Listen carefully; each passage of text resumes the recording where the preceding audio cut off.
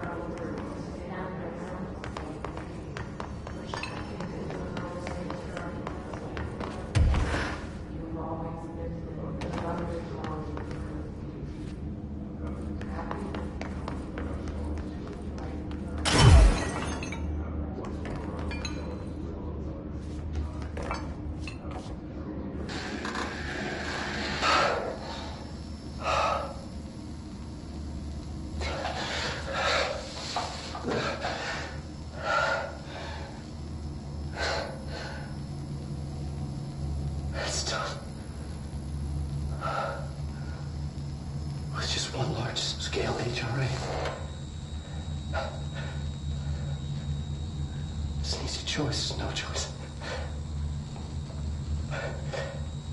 It's there now. Protecting the most important thing from what's coming. I'll be there inside. Ready to be blown away.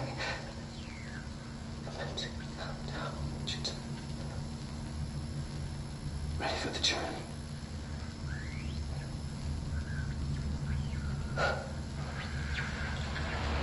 To be both flying into the bottom. Ready to see. To understand.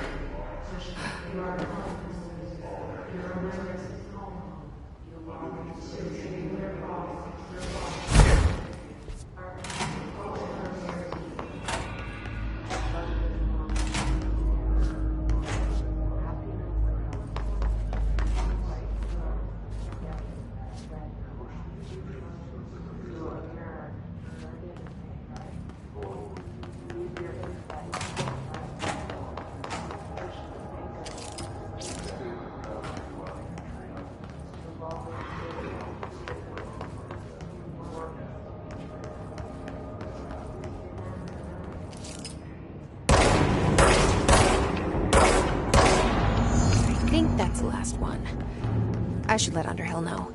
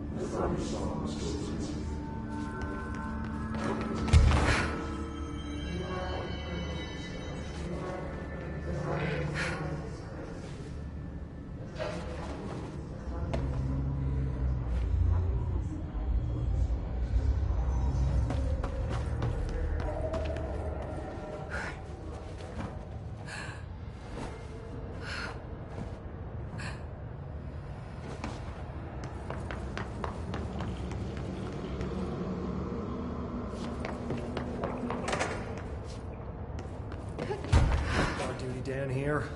This place is fucking weird. This is nothing. The clocks?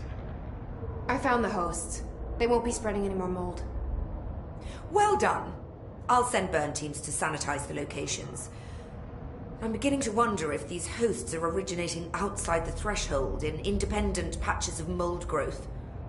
You don't sound very optimistic. Optimism is for farmers, as my mother always said. I suppose you could now return to that hiss business you all seem so concerned about. This woman has some incredible tunnel vision.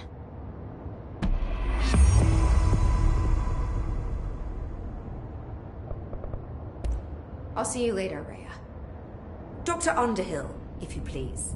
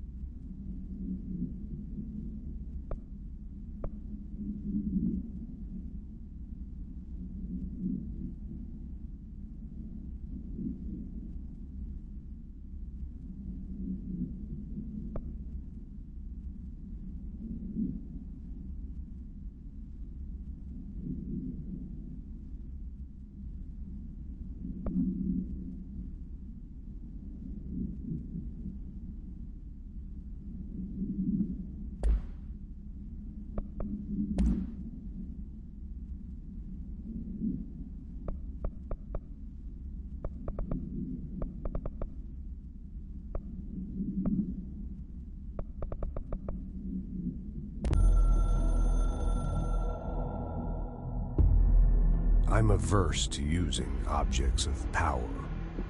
I don't want to lean on things I ultimately can't trust. But the ashtray and the cigarette, smoking there forever, have their uses. The ashtray maze they conjure is an impossibly changing labyrinth that no one but the Binder, and those the Binder invites, can ever pass through.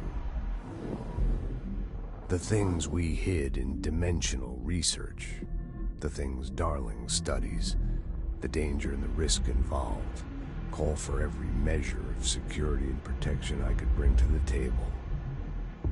The maze, hands down, is our strongest lock. I gave Darling and his chosen crew license to pass through the maze. Lately, I've started to think I should revoke that license.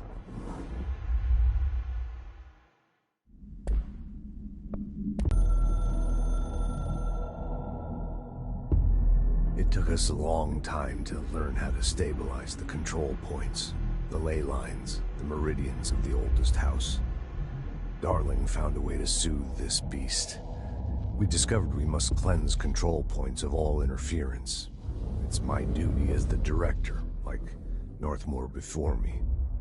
I couldn't manage it in my own house, at my home. I'll damn well do it here. Without the control points, the oldest house would swallow us alive. We'd be sealed inside an endless labyrinth. No one would hear our screams. If an enemy ever managed to corrupt the control points, it'd be over fast, spreading like a cancer, leaping over the fire breaks like a crown of fire. They are the weak point. Darling's right about that. He's wrong about everything else. Dangerously wrong. Suspiciously wrong. Has he been compromised?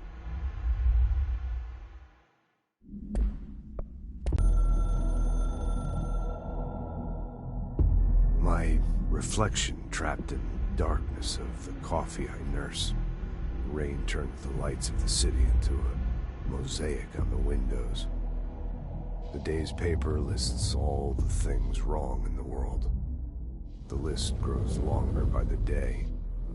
The difference between the morning and the night. Coffee. Whiskey. No other difference. The alarm goes off at 5 a.m. It feels like I just closed my eyes. It's dark. I sit up on the bed in the gloom. I get up, I shower. The driver waits for me downstairs, takes me to the oldest house. An old man stares at me in the car window. It's raining. It's dark. Late at night, he brings me back here. It's not a home, it's a room where I sleep in, waking up just as tired as I was before going to bed. Endless grind.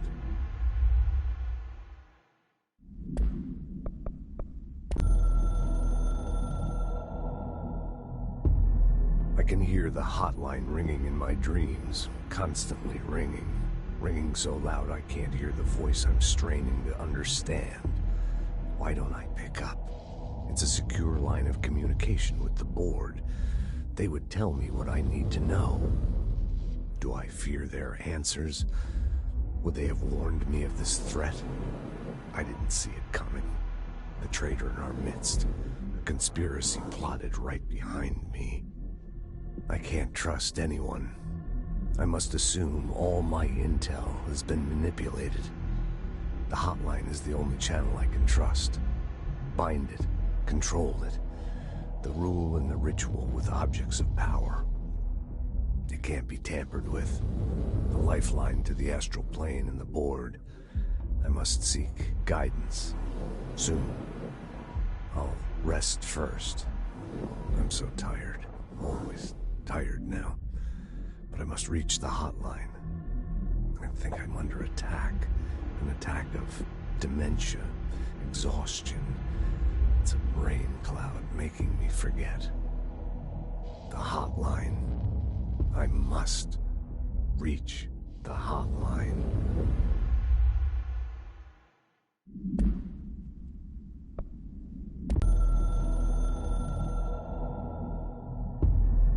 much is expected from the director.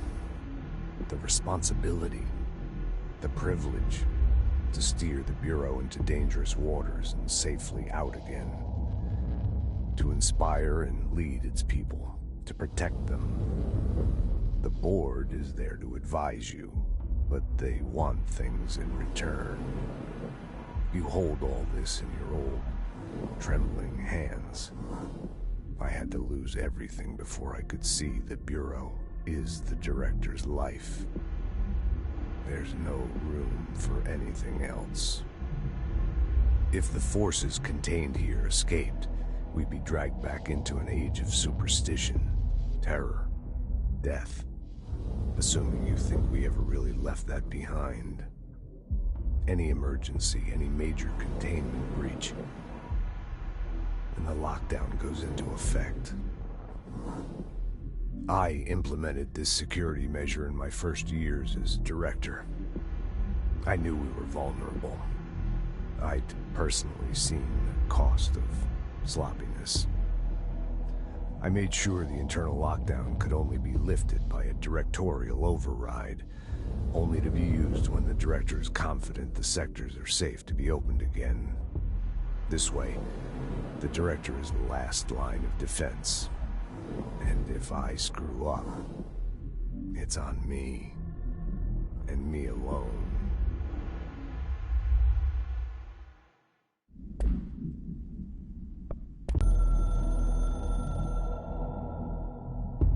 A director needs a team, my management team. These people know the secrets of the Bureau as well as I do, some even better. They have proven themselves. Darling, Tomasi, Salvador, Marshall. Marshall especially, my head of operations. She sees right through me. She knows I don't like relying on people. The only person you should fail is yourself. So I followed my own orders. Northmoor hated my guts for that. But things change when you become director. You suddenly see this dark void for the horror show it truly is, filled with screaming fear we pretend to control. Sand leaks through my fingers. The roses I pruned in the garden back when I still had a family, all dead. Heat escapes my body. My thoughts are scattered. The universe keeps expanding. I can't keep up with it alone. When I forget that, things go wrong. And my team has to pick up the pieces. Damage control. To help me get out of my mess.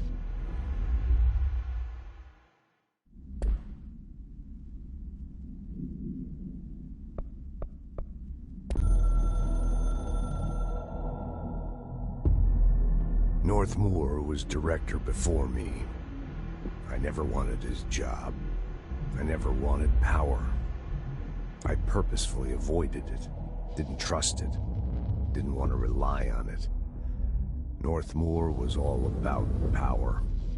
A man like an explosion, hungry for authority, for order, for more, until it was too much. I had to find a solution in the end, contain the situation. Northmoor never liked me, but he went along with it, to his credit.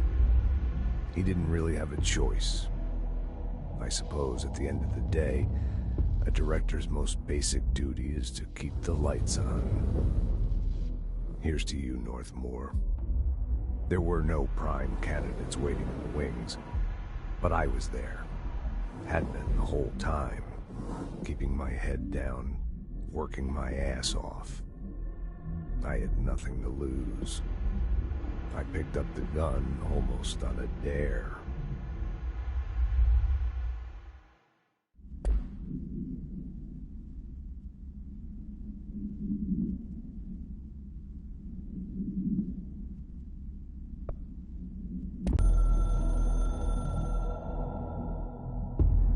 The Ocean View Motel and Casino is a familiar friend to me.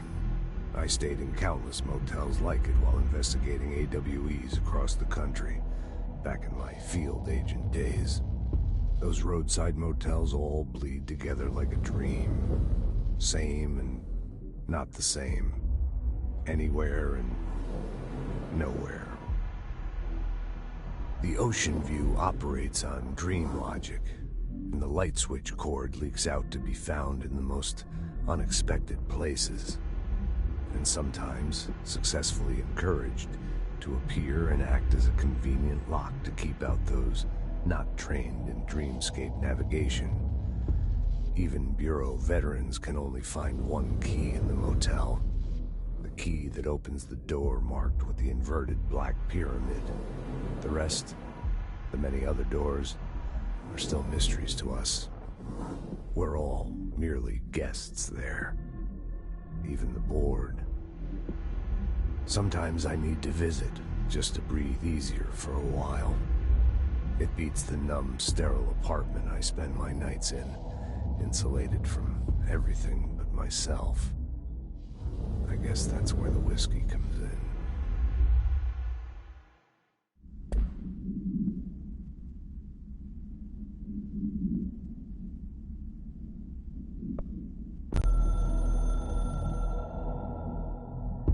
The containment sector, the Panopticon, is home to the altered items we find and contain. It is a maximum security prison. It's a vault for the most valuable treasures on Earth. It's a powder keg big enough to blow this world to dust. A temple, a place of worship filled with idols of angry gods. It's all of these, and none of them. It's something more profound, unbelievable, unknowable, something worse. Altered items. We've found many. They appear mundane, but nothing could be further from the truth. They're all powerful, dangerous. They press heavy on our minds because that's their nature. They've been altered because we can't stop thinking about them. We put them on altars because they're used to being worshipped. This keeps them calm. We contain them, but they don't want to be controlled. We study them to discover what makes them tick. If this place were ever breached, it would be chaos of biblical proportions.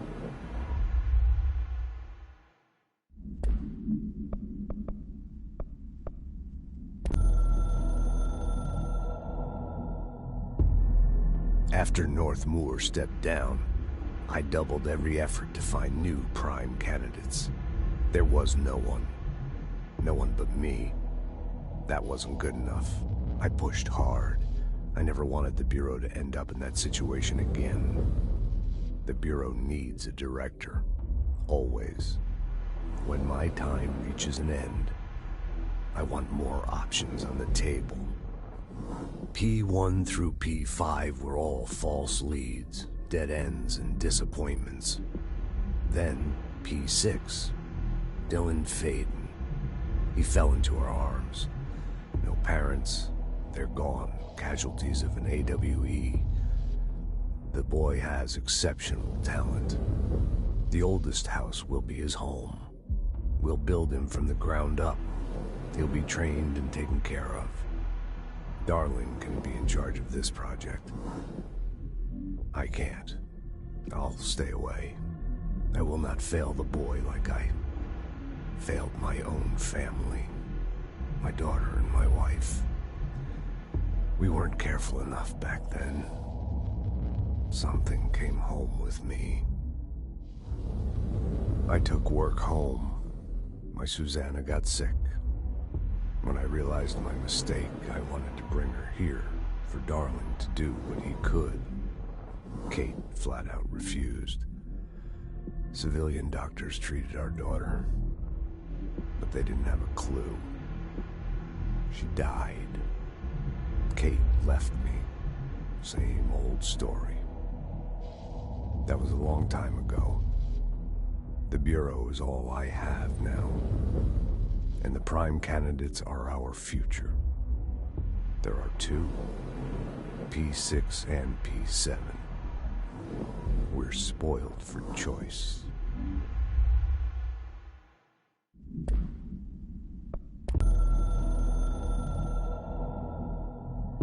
We used the slide projector. I led the expeditions into Slidescape 36. They told me not to go. The director should not put himself in danger. I told them to fuck off. I've seen action before, and I had to witness this myself. To find some meaning in all of this, I couldn't sit on my ass, alone with my thoughts, my memories. Anything but that. Those who survived were deeply affected by what we found there, by what Darling brought back. It changed everything. Whether that's a good thing or a bad thing remains to be seen. But I did find my meaning in that desert. A sound, like a needle drilling in, cutting through the containment suit, reverberating in the base of my skull. My whole being. Darling said it was nothing. But he was wrong. It's been there ever since, growing into a certainty, into an understanding of what's at stake here, what kind of a threat we're facing, and what must be done to stop it.